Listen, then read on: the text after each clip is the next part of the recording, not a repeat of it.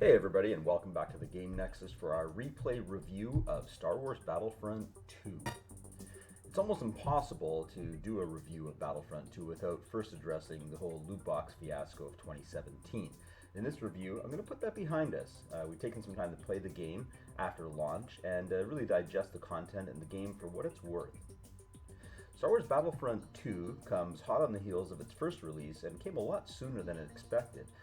After the release of the first game, DICE immediately started working on a follow-up, addressing a lot of the player concerns, one of which was the missing story or campaign mode from the first game. Battlefront 2 actually delivers this in a big way with a very compelling and very interesting narrative, taking the normal heroic twist of your standard first-person shooter campaigns and letting us play as an Imperial officer in a special ops team called Inferno's Squad. The game actually starts out with us taking control of the captain of Inferno's squad, but very quickly segues out of the role of an Imperial Special Ops team and more into the role of a budding rebel recruit. I won't spoil too much of the plot from you, but it goes without saying that you do not play an Imperial officer the entire length of the campaign. One of the cool things about this campaign, however, is with any kind of first-person shooting campaign, is it really gets you into grips with the gameplay mechanics. In addition to delivering the trademark DICE amazing visuals and planting it firmly in the Star Wars universe, giving you a real taste of what the Frostbite engine can do if unleashed on a Star Wars game. But for the most part, the game is a play-by-numbers campaign that really just lets you get used to the game play, the weapons, the mechanics, and the various options that you have. Even such to the point that there's actually loadout crates sprinkled throughout the campaign, allowing you to try out the various weapons that you eventually get to play in multiplayer. Goes without saying, the campaign's pretty cool. It is sprinkled with some interesting character moments. I will admit that I am a sucker for nostalgia, and being able to play as some of the heroic characters from the movie trilogy was pretty much a deal breaker for me. At one point you're able to play as Luke Skywalker, and I will tell you this, the story elements in that one mission, in my mind, surpassed any of the prequel trilogy movies and even the most recent Last Jedi movie, as far as giving you a taste of what Luke Skywalker was up to after Return of the Jedi. So on that point, the campaign actually fills in a lot of gaps with some of our most favorite heroes in the post-Return of the Jedi time frame, segueing up to, believe it or not, the actual Force Awakens movie. So we get to see Luke sort of in his prime and doing what he does best. In addition, we get to see a Han Solo and a Leia and what they were doing and what was their state after the final movie in the original trilogy. So all aside, the campaign is a great playthrough. It is actually a good little trip down nostalgia lane, and hits all the buttons as far as what you would want in a Star Wars campaign. Now, specifically talking about gameplay mechanics, Battlefront 2 actually has a very evolved system over the first game.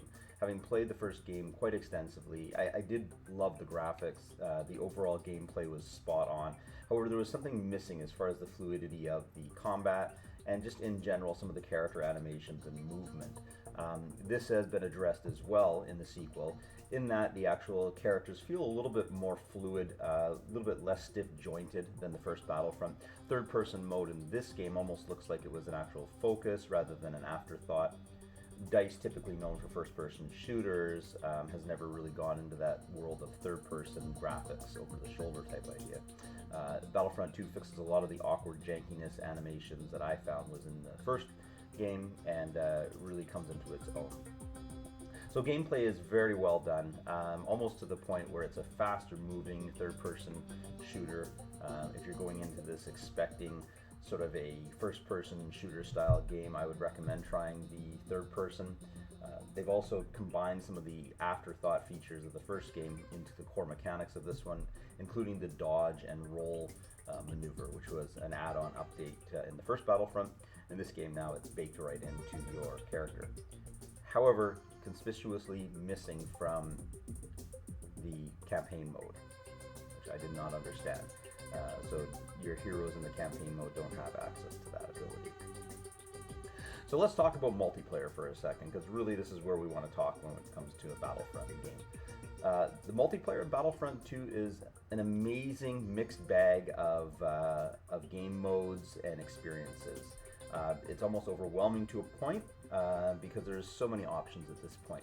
Now, game modes aside, there's not a ton of different game modes, but just coming to grips with all the different progression system changes that have been made since the first game, loadout, star cards, it's a very beefy game now.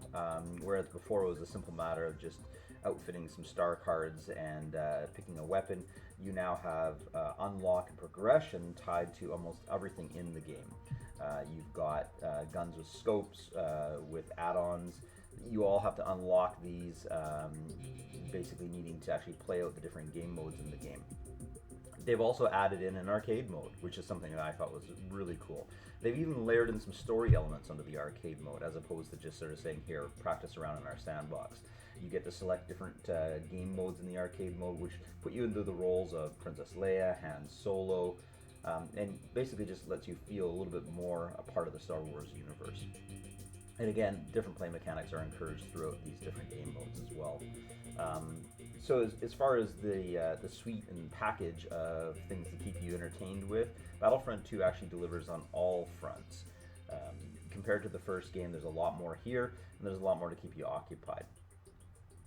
Now let's just talk about competitive play as far as the ability to team up. They kind of missed the boat a little bit, I feel. They should have just taken their Battlefront 4 system and just carbon copied it. You are able to play with more than just 2 people in your squad, as opposed to Battlefront, the first one, where you could only partner up. So there is the ability to create a full squad of teammates. They've really missed out on the ability to spawn with teammates.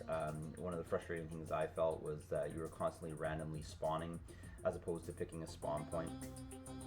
So that was one of the negatives that I thought that really encouraged team play in other titles that DICE has worked on. Now, it wouldn't be a Star Wars review or game if we didn't talk about Starfighter mode, and this is probably where the game has gotten its most dramatic change. They've now added another axis of maneuverability. So in the first Star Wars, you were pretty much maneuvering on a single plane, accelerating, decelerating, with different buttons that allowed you to do things like barrel rolls or evade maneuvers. And they've stripped that out now, giving you access to an entirely different plane of maneuverability. You can now rotate your ship as well as vertical climbs. You can dive, roll. The ability to maneuver your vehicle is just that much better, making the game mode that much more exciting. So all in all, I would say Battlefront 2 delivers on a lot of things that was missing from Battlefront 1. Again, I've tried to stay away from the loot box controversy because I really don't feel like it actually detracts from the overall game itself. It definitely is a concern, and all these complaints that you see online are very validated. But again, in the replay review that we're doing today, I try not to bring that up, as I really don't think it affects the day-to-day or the minute-to-minute gameplay that Battlefront 2 has. So overall, I'm going to give Battlefront 2 a good solid 8.5 out of 10. The game has amazing graphics, incredible gameplay, and a good amount of content to keep any gamer busy, with more to come in the form of a free season pass intermittently as the game goes on. My thought is DICE is going to keep this game running quite a while and use it as a platform for content to come. So make sure you like and subscribe to the Game Nexus YouTube channel, and keep checking in with us as more content's coming out.